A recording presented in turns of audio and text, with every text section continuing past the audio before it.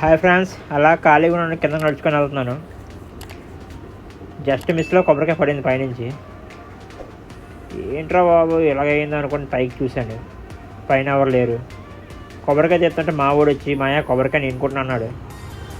కొట్టవలేరా, నేను నీళ్ళు తాగి సొలిచిస్తానని వెళ్తున్నాను. చూడండి, వాళ్ళని చూపిస్తాను, ఎలా కొలుస్తానో కూడా చూపిస్తాను. చూడండి, ఇలా ఏ రాడు పడితే ఆ రాడుకి కుచ్చేసి వలిచడమే ఫ్రెండ్స్ కొబ్బరికాయ. మాకు దగ్గర కత్తులు గిత్తులు గుణపాలు ఉండవు ఫ్రెండ్స్.